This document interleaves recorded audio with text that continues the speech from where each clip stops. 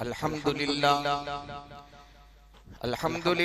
वहदहु वस्सलातु वस्सलामु अला मन ला नबिय्य बअदा अम्मा बअदु फ़अऊज़ु बिल्लाहि मिनश शैतानिर रजीम बिस्मिल्लाहिर रहमानिर रहीम या अबतिस्ताजिरुहु इन्ना खैरा मन इस्ताजरतल क़वियुल अमीन।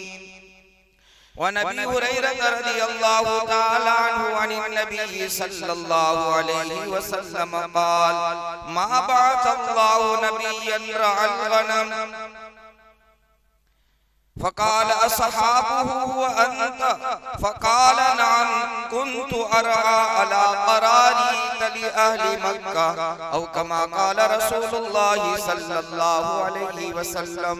दुरूद या रब्बी सल्ली व सल्लिम दाइमन अबदा अला हबीबिका खैरिल खल्क़ि कुल्लिहिम।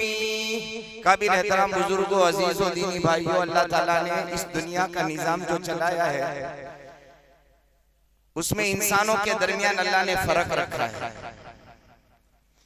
किसी को अमीर बनाया, किसी को गरीब बनाया, किसी को मालिक बनाया, किसी को ममलूक बनाया, यानी नौकर बनाया। अल्लाह ताला ने किसी को ज्यादा इज्जत दी, कोई कम इज्जत वाला है। अल्लाह ताला ने फर्क मरातिब रखे, मर्तबों का फर्क। अल्लाह ने ये क्यों रखा, तो उसके दो जवाब। अल्लाह ने फर्क मरातिब इसलिए रखे हैं कि दुनिया का निजाम अल्लाह को चलाना है। सारे अमीर हो जावे तो कोई गरीब न मिले, सारे मालिक बन जावे तो कोई नौकर न मिले, हर एक इज्जत वाला हो जावे तो फिर कुर्सी और ओहदे में लड़ाइयां होने लगी। एक तो अल्लाह ने दुनिया का निजाम चलाने के लिए फर्क मरातिब रखे। दूसरा, अल्लाह ने ये फर्क मरातिब इसलिए रखे हैं ताकि अल्लाह मेरा और आपका इम्तिहान लेना चाहता है, परीक्षा लेना चाहता है। माल है तो मैं कैसा रहता हूँ, गरीब है तो मैं कैसा रहता हूँ, मालिक बन गया तो मैं कैसा रहता हूँ, ममलूक किसी के नौकर हूँ तो मैं कैसा रहता हूँ। मालिक भी इम्तिहान में चल रहे हैं, नौकर भी इम्तिहान में चल रहे हैं, अमीर अपनी अमारत में इम्तिहान में है, गरीब अपनी गुर्बत में इम्तिहान में है। एक बात याद रखनी चाहिए कि इस्लाम में बहैसियत इंसान होने के हर एक को अल्लाह ने एक दर्जा दिया है। अल्लाह की नजर में कोई कमतर नहीं है, कोई जलील नहीं है, कोई नीचे दर्जे वाला अल्लाह की नजर में नहीं है। अल्लाह ने इंसानियत के नाते हर एक को एक मकाम और मर्तबा दिया है। अगर मालिक है तो इज्जत की जिंदगी जी रहा है, जैसे उसको इज्जत की जिंदगी जीने का हक अल्लाह ने दिया है, इसी तरह एक नौकर और गुलाम को इज्जत की जिंदगी जीने का अल्लाह ने हक दिया है। अमीर है तो वो भी इज्जत वाला है, गरीब है तो भी इज्जत वाला है। किसी की इज्जत को जाया करना, किसी को कमतर समझना इस्लाम के अंदर नहीं। चूंकि आज दुनिया के अंदर बहुत सारी यूनियन बनी हुई है, जमातें बनी हुई है, हुकूक की हिफाजत की तंजीमें बनी हुई है। उसमें एक हुकूक की हिफाजत की तंजीम बनी है कि नौकरों के हुकूक, मजदूरों के हुकूक। जब भी कभी मजदूरों के हुकूक जाये होते हैं तो फिर वो जमा होकर उसके हक की लड़ाई लड़ते हैं। ये तो आज हो रहा है। 1400 साल पहले मुहम्मदुर रसूलुल्लाह सल्लल्लाहु अलैहि वसल्लम ने मजदूरों के हुकूक बयान फरमाए। सबसे पहला हक ये बयान फरमाया, हदीस पाक के अंदर सही बुखारी की रिवायत है, 4 हक बयान फरमाए। पहला हक ये बयान फरमाया कि ये मजदूर तुम्हारा भाई है। अगर भाई की नजर से देखोगे तो मजदूर मजदूर नजर नहीं आएगा, वो नौकर नौकर नजर नहीं आएगा, ये तुम्हारा भाई है, पहला दर्जा।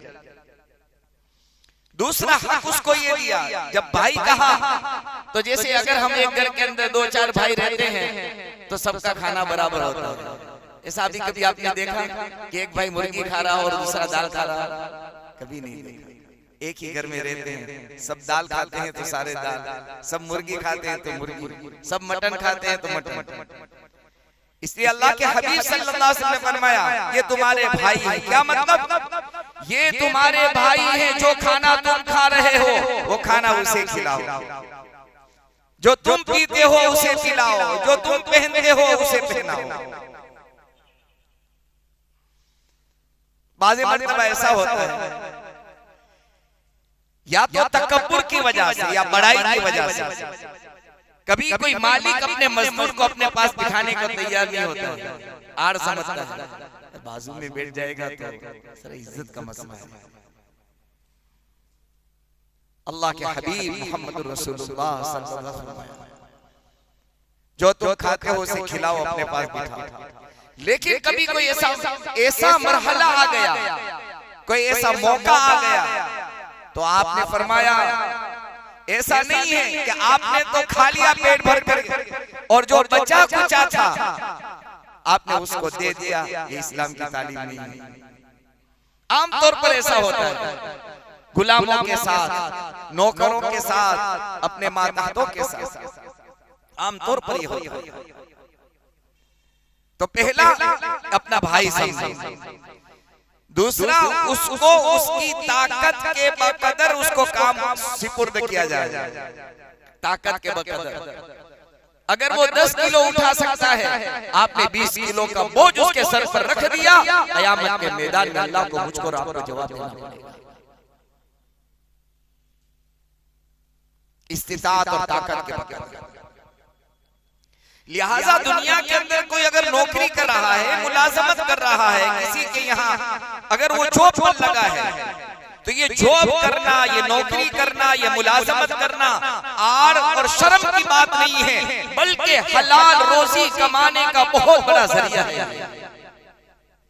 वो सारे कहते हैं हमें तो सिर्फ नौकरी करता हूं, उनको समझना चाहिए और ये बात दिल और दिमाग के अंदर उसको नक्श करनी चाहिए कि तू सिर्फ नौकरी नहीं कर रहा है, तू मोहम्मद रसूलुल्लाह सल्लल्लाहु अलैहि वसल्लम के बयान करता बहुत सारे फजाइल और मनाकिब को अपने जिम्मे ले रहा है, तू उसका हकदार बन रहा है।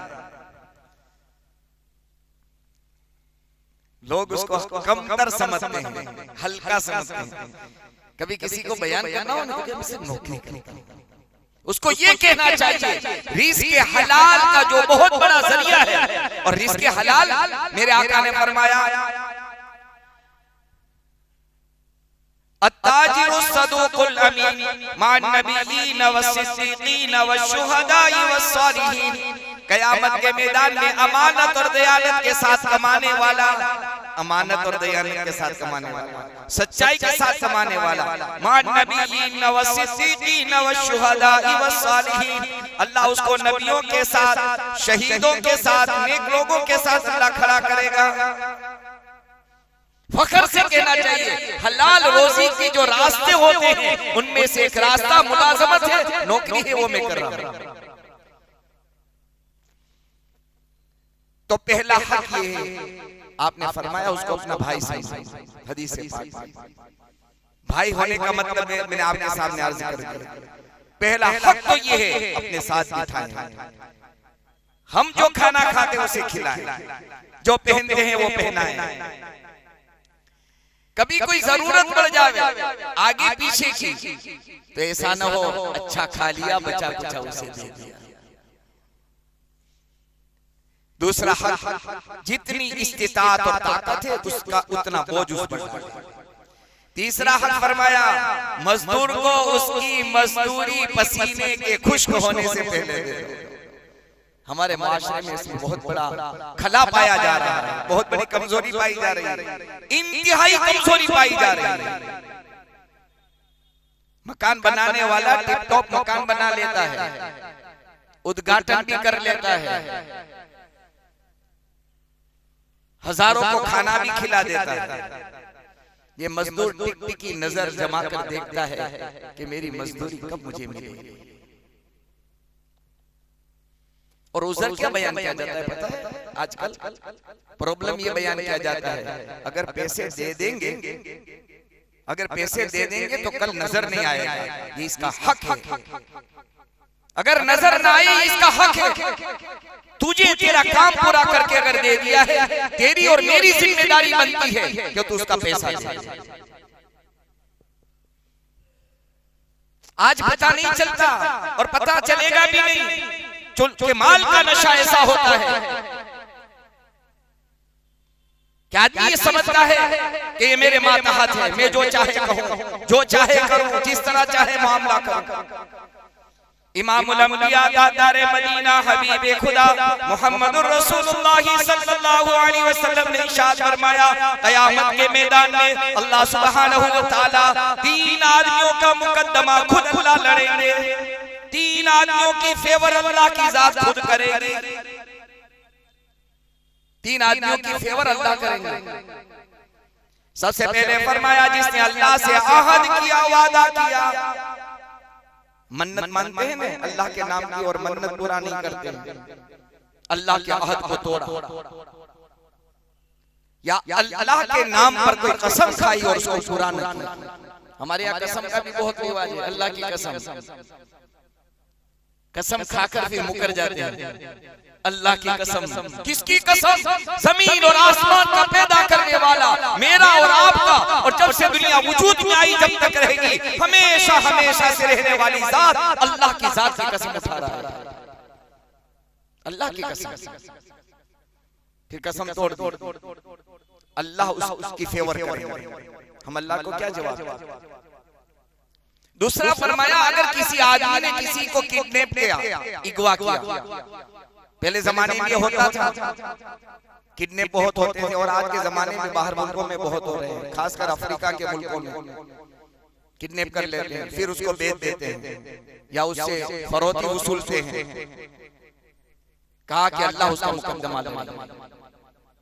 तीसरा फरमाया कि अगर मजदूर को उसकी पूरी मजदूरी न दी और वक्त पर न दी, ये 2 बातें ध्यान में रखना। बहुत सारे कहते हैं हम तो दे देते हैं, लेकिन जिस वक्त उसका चूल्हा जलाने की जरूरत थी, उस वक्त तूने उसको सिसकियां दिलाई थी। पूरी मजदूरी देना और वक्त पर देना। इसीलिए उम्मे सलमा रज़ी अल्लाह ताला अन्हा की रिवायत है, वो फरमाती हैं मेरे महबूब मोहम्मदुर रसूलुल्लाह सल्लल्लाहु अलैहि वसल्लम दुनिया से तशरीफ ले जा रहे हैं, मरजुल वफात है, आखिरी साथ है, आखिरी घड़ियां हैं, अल्लाह की जमीन पर आपकी जिंदगी के आखिरी सांस नजर आ रहे हैं। आपने अपने होठों को हरकत दी, आवाज नहीं आई, मैंने कान लगाकर सुना, मेरे महबूब की जुबान से 2 जुमले निकले, अस्सला अस्सला व मलकत ईमानुकुम, ए मेरे मानने वालों, ए मेरी मोहब्बत का दावा करने वालों, ए मेरे होश से शफाअत की उम्मीद रखने वालों, जान पीने की उम्मीद रखने वालों, सुन लो, अपनी जिंदगी के अंदर नमाज को कायम करना और अपने मातहत अपने अंदर में रहने वाले, चाहे कोई भी हो, मजदूर हो, चाहे भाई बहन हो, अपनी मातहत में रहने वाले के हक को अदा करते रहना। वमा मलकत ईमानुकुम, जिंदगी की आखिरी सांस और जिंदगी की आखिरी बात। आप बहुत सारी बातें अर्ज कर सकते थे अपनी जिंदगी में, जा रहे हैं दुनिया से, बार बार गशीतारी हो रही है। सैयदा आयशा सिद्दीका आफिफा कायनात सिद्दीका बिन्त सिद्दीक रज़ियल्लाहु ताला अन्हा की गोद में आपका सर मुबारक है, बेहोशी फिर होश, आखिरी आपने वसीयत की, नमाज की और मजदूरों के हुकूक की। ये दुनिया को क्या पता कि मजदूरों का हक आका दुनिया से देकर गए सल्लल्लाहु अलैहि वसल्लम। तो 3 आपने फरमाया क़यामत के मैदान में।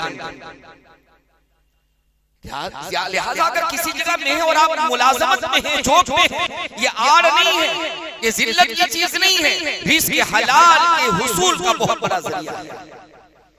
सैयदना अबू हुरैरा रज़ियल्लाहु ताला अन्हु फरमाते हैं मेरे महबूब मोहम्मद रसूलुल्लाह सल्लल्लाहु अलैहि वसल्लम ने इरशाद फरमाया, नबियों की जमात में, पैगंबरों की जमात में, रसूलों की जमात में कोई नबी पे, कोई पैगंबर, कोई रसूल ऐसा नहीं गुजरा जिसने बकरियां न चराई हो।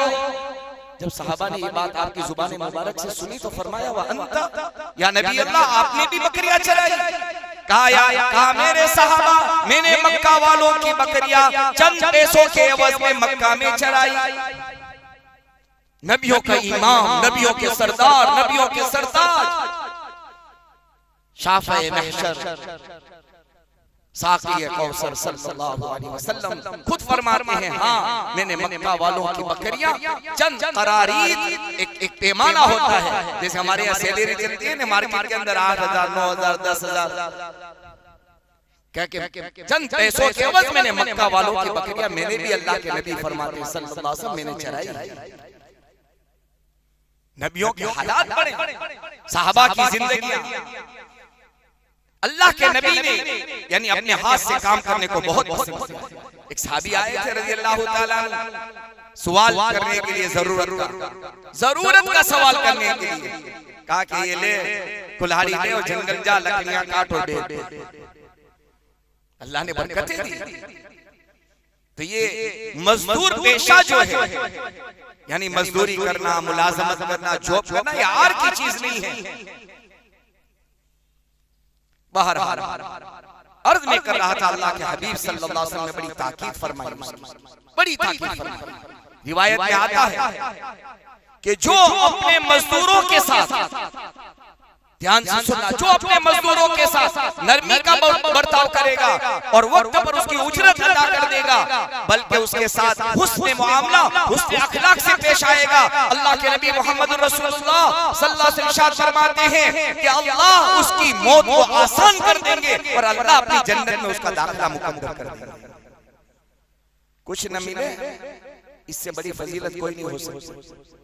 मौत को अल्लाह आसान कर देंगे और अल्लाह अपनी जन्नत में उसका ठिकाना देंगे।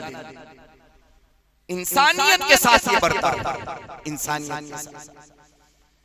चुनांचे कुरान करीम के अंदर अल्लाह के नबी सैयदना कलीमुल्लाह मूसा अलैहिस्सलातु वस्सलाम का वाकया मौजूद है। वो नबी जो कुरान में सबसे ज्यादा अगर तज़किरा और नाम मिलता है तो अल्लाह के कलीम मूसा अलैहिस्सलातु वस्सलाम का मिलता है। जब आप मिस्र से चले थे, लंबा वाकया है, तिब्बती और बनु इस्राइल के आदमी के दरमियान में निज़ा और झगड़ा हो रहा था। आप बचाव के लिए बीच में गए और आपने घोषणा लगाया, किब्ती चला गया दुनिया से, मर गया। फिरौन ने ऑर्डर जारी कर दिया कि मूसा अलैहिस्सलातु वस्सलाम को गिरफ्तार किया जाए। आपको पता चला, आप चले मदियन की तरफ, तो रास्ते में सैयदना शुएब अलैहिस्सलातु वस्सलाम की साहिबजादी वो कुएं पर पानी भर रही थी, आपने उसकी मदद कर दी। पूरा लंबा तफसीली वाकया। जब ये शुएब अलैहिस्सलाम, तब उसकी बेटियों ने, शुएब अलैहिस्सलाम की बेटियों ने कहा, या अबत इस्ताजिरु या अबत इस्ताजिरु इन्न खैर मन इस्ताजरतल कवियुल अमीन। अब्बा अभी हमको मजदूर की तलाश है और एक ऐसा मजदूर हमने देखा है जो अमानत वाला, दयानत वाला, कुव्वत वाला, ताकत वाला और अपने काम को हुस्न खूबी के साथ मुकम्मल तौर पर अदा करने वाला हम देख कर आए हैं। कहा कि बुला लाओ। मूसा अलैहिस्सलातु वस्सलाम पहुंचे शुएब अलैहिस्सलातु वस्सलाम के पास। कहा मजदूरी करोगे? कहा मजदूरी कर लूंगा। अल्लाह के कलीम ये रहे, हाँ मजदूरी कर लूंगा। सोचो जरा, हमारे यहाँ तो थोड़ा सा कुछ हाथ कोई चीज उठानी हो, मुझे माफ करना। अगर अल्लाह ने मुझको और आपको कुछ बड़ा बनाया है, हम मालिक हैं, हमारे यहाँ नौकर हैं, थोड़ा उसको हाथ हेल्प करनी होती है। ए तो तू क्या को आया? वो तो बेचारा अंदर ही अंदर सहम जाता है। अगर हमने थोड़ा हाथ दे दिया उसका, कितनी दुआएं मिलेगी। वो ये कहेगा कि मेरा मालिक अपने को नहीं समझ रहा है, दुआएं मिलेंगी। बाहर हजरत शुएब अलैहिस्सलातु वस्सलाम के 8 साल या 10 साल अल्लाह के करीम मूसा अलैहिस्सलातु वस्सलाम ने मजदूरी की। खूबियां जब देखी आप, अमानत भी है, दयानत भी है, कुव्वत और ताकत भी है और काम को हुस्न खूबी के साथ मुकम्मल करने वाले हैं, तो शुएब अलैहिस्सलातु वस्सलाम ने अपनी बेटी हजरत मूसा की निकाह में दी। इससे भी एक सबक मिलता है। हमारे यहाँ अगर सेठ साहब मालिक है और अगर नौकर अगर अमानत, दयानत, तकवा, तहारत, पाकीज़गी, सब कुछ उसके अंदर है। यार ये तो आड़ की बात है। हमारे माशरे में इसको आड़ समझा जाता है कि मालिक अपनी बेटी नौकरों के हाथ में दे दे। सैयदना अब्दुल्लाह इब्न मुबारक रहमतुल्लाह अलैह का तफसीली वाक़या उलमा ने लिखा है। ये मुबारक अब्दुल्लाह इब्न मुबारक के वालिद किसी जगह में वो सेब खा लिया था और वो लंबा वाक़या बागात के अंदर पानी पिलाया और मालिक ने कहा, ए मुबारक बेटी से निकाह करना पड़ेगा। कैसी बेटी? तो किसी उसके अंदर नुक्स और कमियां बयान करना। अब्दुल्लाह इब्न मुबारक रहमतुल्लाह अलैह इनके जो सेठ थे, जो इनके मालिक थे, अरबों खरबों पति थे खुरासान के अंदर। मशवरा किया, मियां बीवी ने, एक ही बेटी थी, अकलौती बेटी, और सारे खुरासान के मालदारों में सबसे पहले नंबर का मालदार।